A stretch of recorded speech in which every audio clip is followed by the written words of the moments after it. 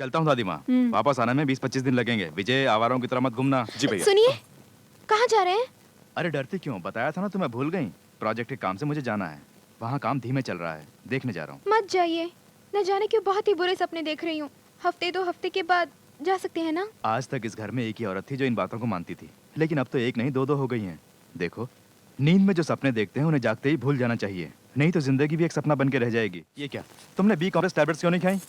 नाखून क्यों काट रही हो? रोज 2 टैबलेट्स खाने से बच्चा तंदुरुस्त रहता है, बोला था ना। आप क्या बहुत बड़े डॉक्टर हैं? देखिए मैडम, धर्मपत्नी जब प्रेग्नेंट हो तो हस्बैंड को डॉक्टर बनना ही पड़ता है, ऐसा डॉक्टर बुद्धूराम ने वो कहा भी है। आपकी तरह कोई बीपी पेशेंट होगा। ये क्या, बीपी बढ़ गया है? आपकी चीखें सुनकर मुझे छोड़ दीजिए Sunita, please. Wait Sunita, BP तो चेक करने दो। नहीं नहीं, अरे मेरी बात सुनो। मुझे जाने दो।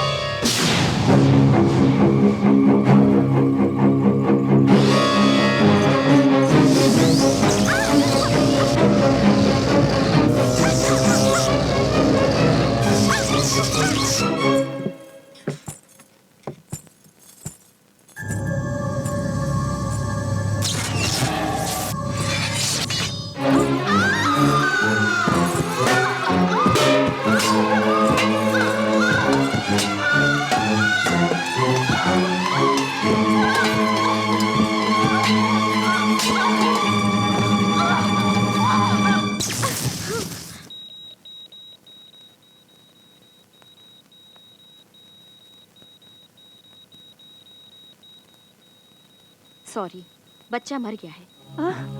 ऑपरेशन करके माँ की जान बच जाए तो आपका नसीब है, समझ लीजिए। नर्स फॉर्म लेकर आएगी, उस पे आप साइन कर देना। 3 बजे ऑपरेशन है।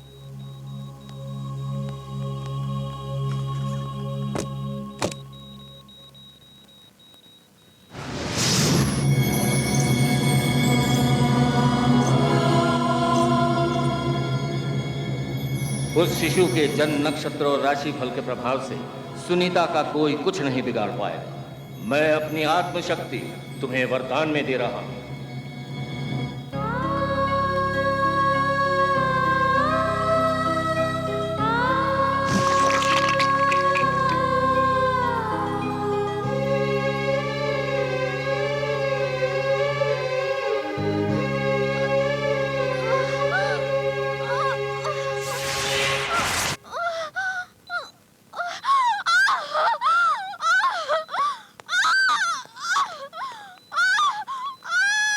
सिस्टर, जल्दी ऑपरेशन की तैयारी करो।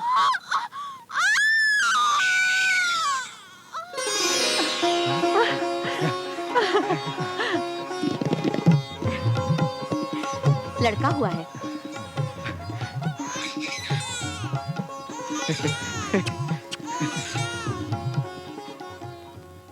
ओम वास्तोष्पदे प्रतिदाने किस्मास्मा में सो अनमेवो भवानः यत्ते मही प्रतिदंडो यशस्वनमेधिः द्विपदे चतुष्पदे पदे शग्वयाशकं सदा ते चक्षे मही।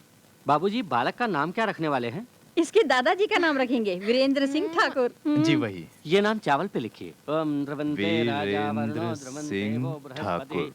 बाबूजी, नामकरण के बाद पंचदान करने की प्रथा है, करवाऊं? हम्म, ओम गोदानम, गोदानम, ओम भूदानम, भूदानम, ओम स्वर्णदानम, स्वर्णदानम, ओम वस्त्रदानम, वस्त्रदानम,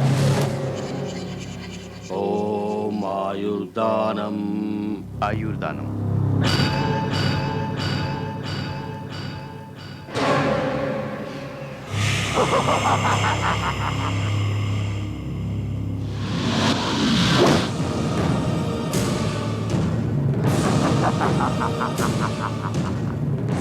देवी, सुनीता का शिशु होते ही उसके जीवन के कष्ट दूर हो जाएंगे। वो नागराज की भविष्यवाणी आज सत्य होकर अब इस शिशु का नामकरण हो रहा है। इस बात से प्रसन्न हो तुम? गर्भ में इस शिशु को मार दिया था, किंतु अपने पिता की आत्मशक्ति से तुमने उसे पुनर्जीवित कर दिया है ना? कदापि नहीं छोड़ूंगा। तू विजय नहीं होगी, तुझे पराजित करूंगा। देवी, ढाका का मालिक को तृप्त करके तुम्हें 5 क्षण के लिए बंदी बना लिया था।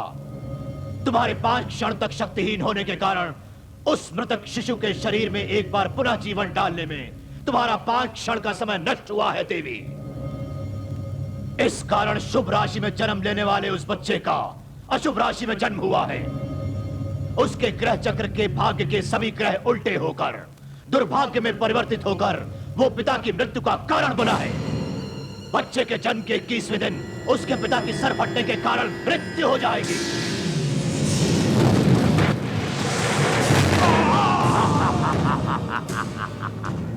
ये मेरी खींची हुई मृत्यु रेखा है। उसकी मृत्यु को तुम तो क्या, वो विधाता भी बदल नहीं सकता, कदापि नहीं। बच्चा मर गया तो सुनीता का एक और बच्चा हो सकता है। यदि पति मर गया, यदि सुहाग ही मिट गया, तो वो ही नरकी यातना है स्त्री के लिए। उसे देखकर तो घुट घुट कर विलाप करती रहेगी। देवी, विजय मेरी हुई है, देवी पराजित हुई है। हाँ, मैं विजयी हुआ।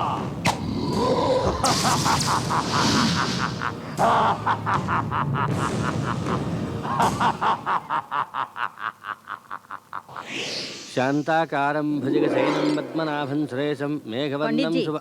मंत्र ठीक से नहीं पढ़ रहे हैं आप, जरा सोच समझ कर पढ़िए। नहीं जी, मैं ठीक से ही पढ़ रहा हूँ। शांताकारं भुजगशयनं पद्मनाभं सुरेशं मेघवर्णं शुभांगं लक्ष्मीकान्तं कमलनयनं योगज्ञानगम्यं देवी, उम्र में छोटी हो फिर भी मेरे जीवन में आज तक जो भी शुभ कार्य हुआ वो तुम्हारी वजह से हुआ है। इसलिए मेरे हाथों से ये सुहागन का जोड़ा लेकर मुझे सौभाग्यवती होने का आशीर्वाद दो।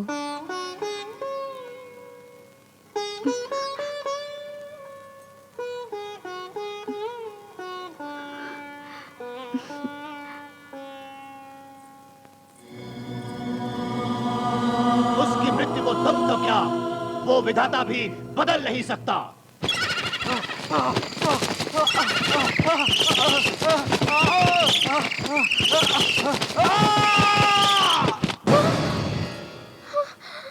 सुनीता जब जाग जाए तो उसे बता देना कि मैं चला गया।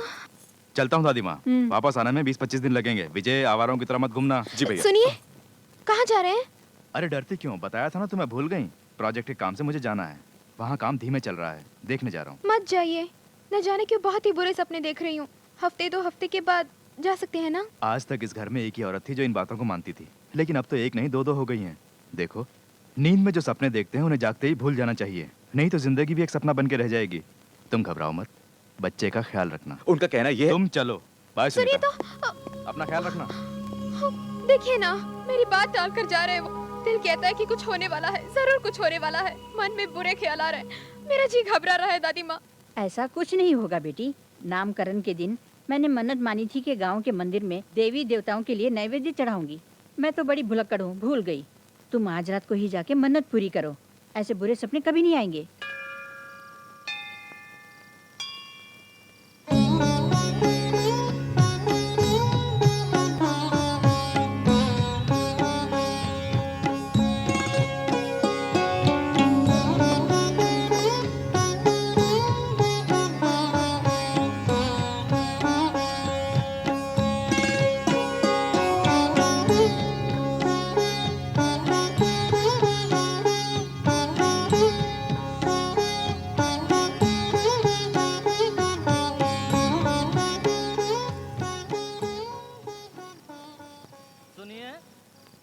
ये कार्तिक पूर्णिमा की अंतिम रात है। कहते हैं आज रात देवियां मंदिर में प्रवास करती हैं। आप सब बाहर जाइए, द्वार बंद करने हैं।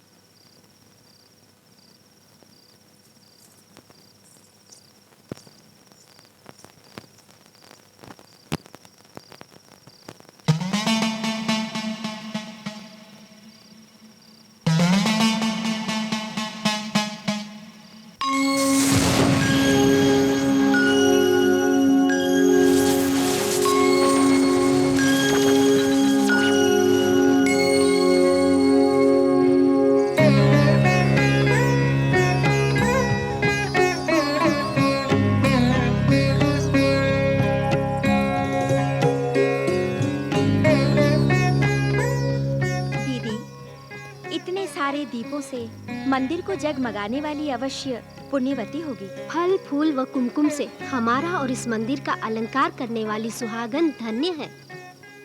इसी कारण जीवन भर सुहागन रहने और सदा सौभाग्यवती रहने का आशीर्वाद देती हूँ। तथास्तु। दीर्घ सुमंगली भव। माते, आपका आशीर्वाद कैसे सफल होगा? सुनीता के सुहाग को मिटाने के लिए उसके सर पर मृत्यु मंडरा रही है। उसके पति शीघ्र ही मृत्यु प्राप्त करने वाले हैं। तो इस आशीर्वाद का क्या अर्थ हुआ माते?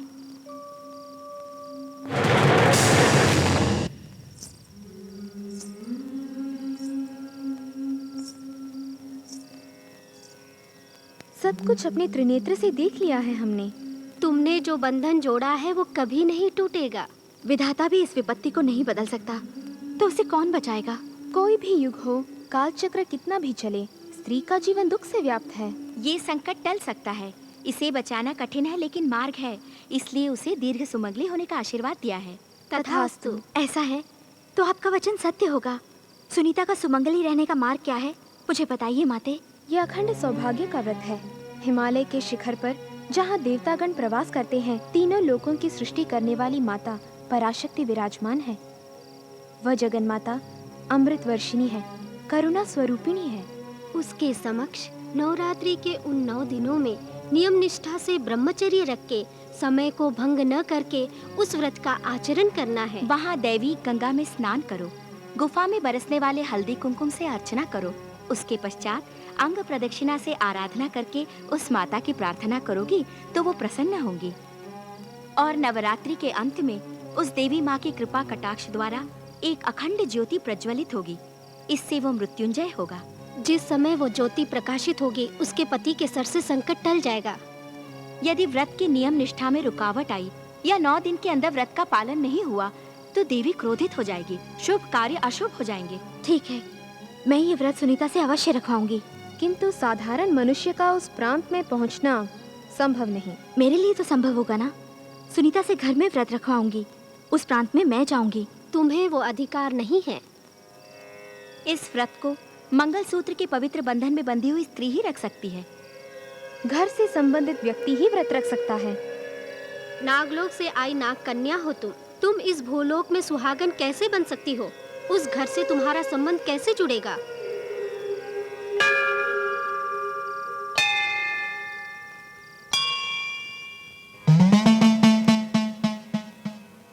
इस नवरात्रि के 9 दिन कठिन निष्ठा से ललिता सहस्त्र नाम जप के देवी माँ की आराधना करनी है। इस व्रत की पूर्ति होने तक तुम घर से बाहर कदम नहीं रखोगी। काम की भावना मन में ना आए, इसलिए पति को भी पवित्र भावना से देखना होगा। तुलसी की तरह पवित्र रहना होगा, सावित्री की तरह अटल रहना होगा। व्रत के पूरे होने तक यानी 9 दिनों तक ये 9 दिए कभी बुझने नहीं चाहिए। यदि इसमें तुम सफल हुई तो कोटि कोटि जन्मों का सौभाग्य तुम्हें इसी जन्म में प्राप्त होगा। सदा सुमंगली बनी रहोगी। तुम्हारे सभी कष्ट हमेशा के लिए मिट जाएंगे। एक सगी बहन से भी बढ़कर तुम मेरी देखभाल कर रही हो। आखिर तुम्हारा मुझसे संबंध क्या है?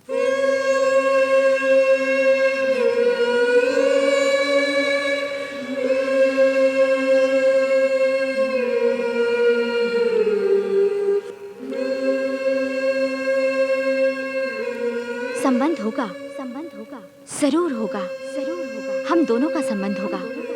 इस घर से मुझे रिश्ता जोड़ना होगा।